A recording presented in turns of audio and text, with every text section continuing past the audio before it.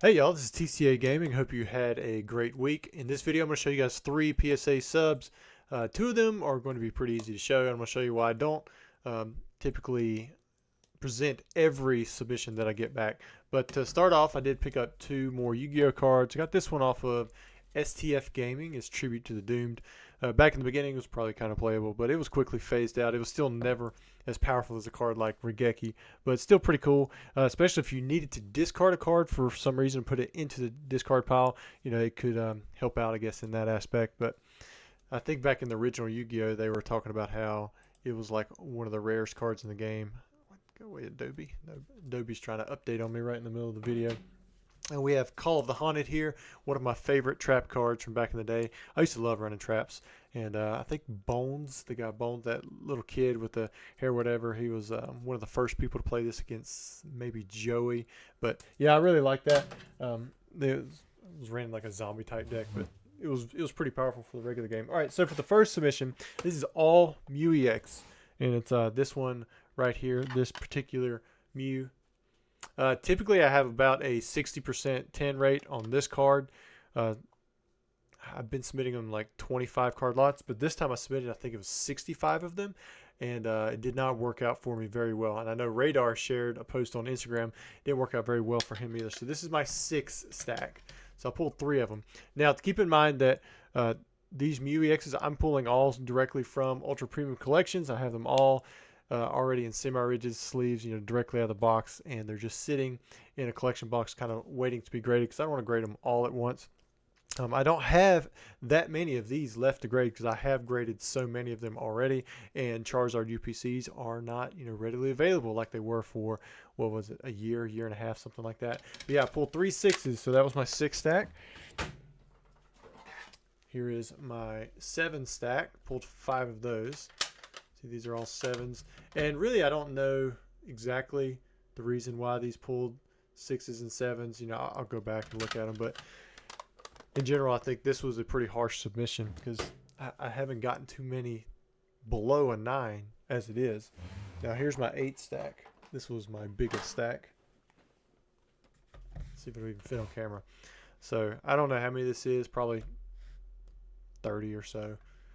But yeah, all of these are the same Mew card in PSA 8. Kind of look at it. I mean, you can see they're clean. You might find a white dot here or there, but still nothing pronounced. Nice big stack. If I was to stack it up, there would be. All right, so let me take that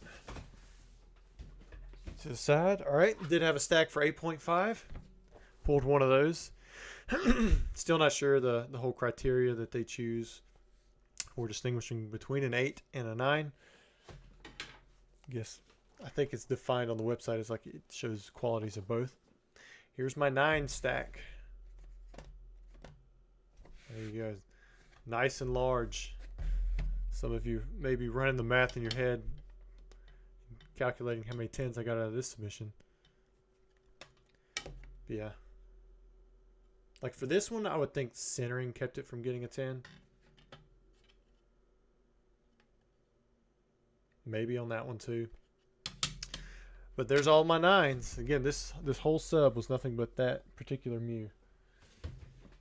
And then here's my 10 stack. Quite rough. Got 4 of them.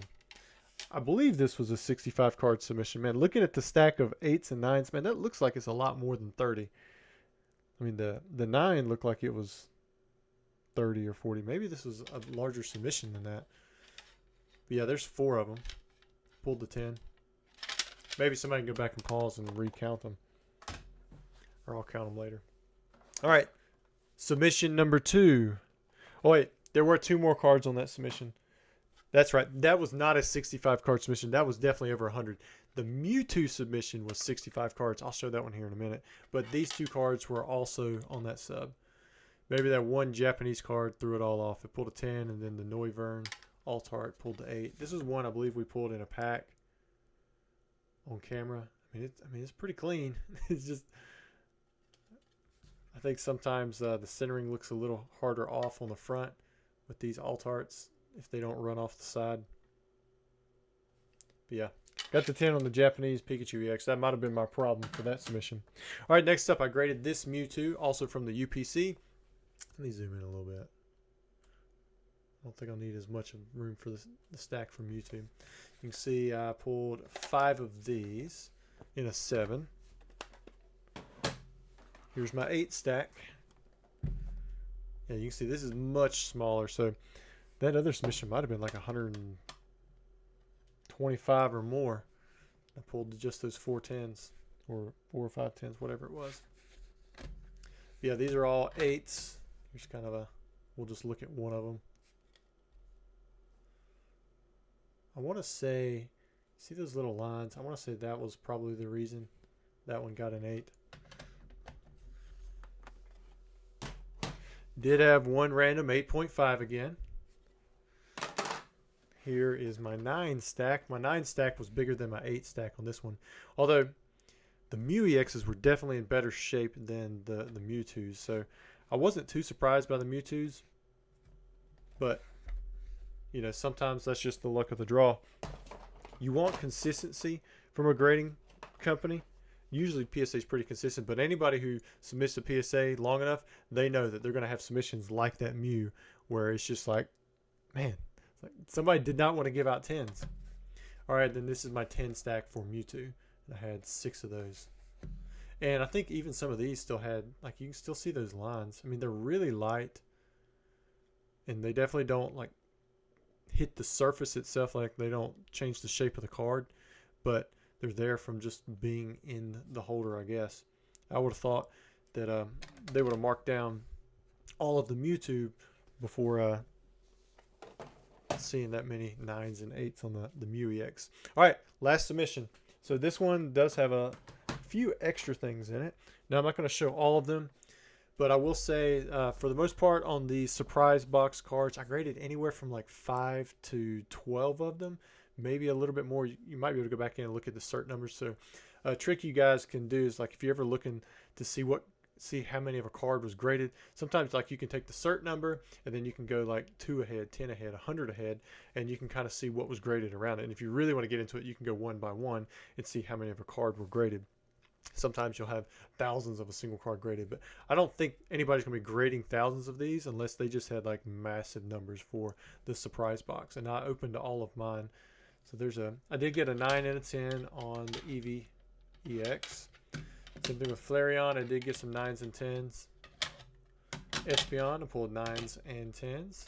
I think I had about a 50, well, no, it was not that. It was probably about a 40% hit rate on the 10s for the surprise box. It might have been a little bit lower.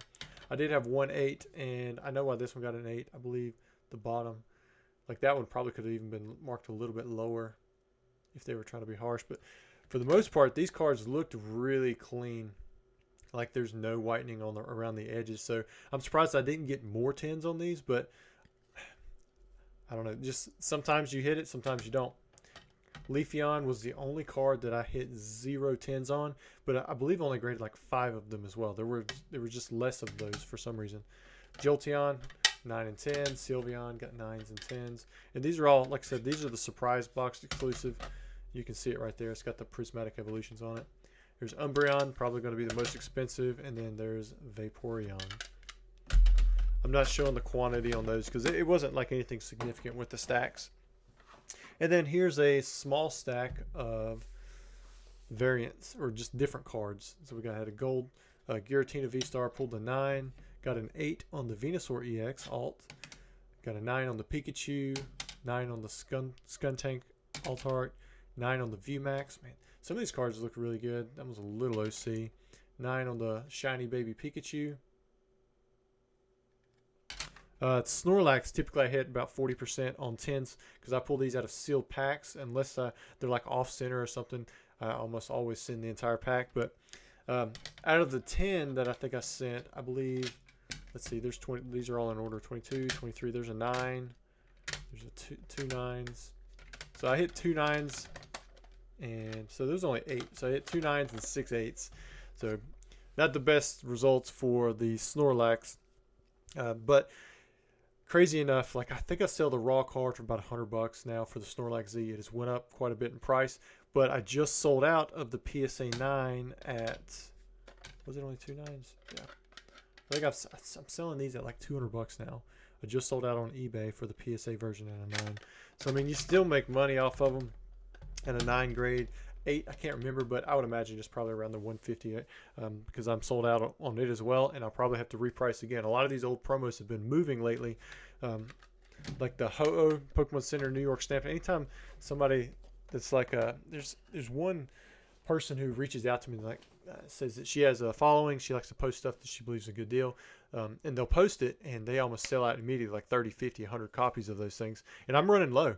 I'm almost out of the Pokemon Center New York stamped Ho-Ohs. You know, Rapidash I've got a little bit more of because they're not quite as popular, but you know, they've increased in price from $20 all the way up to $50 on eBay, and I'm constantly selling them. They're selling through, and a lot of other promos have done that too. So it's kind of interesting to finally see some of these items move, but I'm wondering if, you know, once I do finally run out, if, you know, the market will see an exponential type growth on cards like that, where I've been the main supplier for years and years.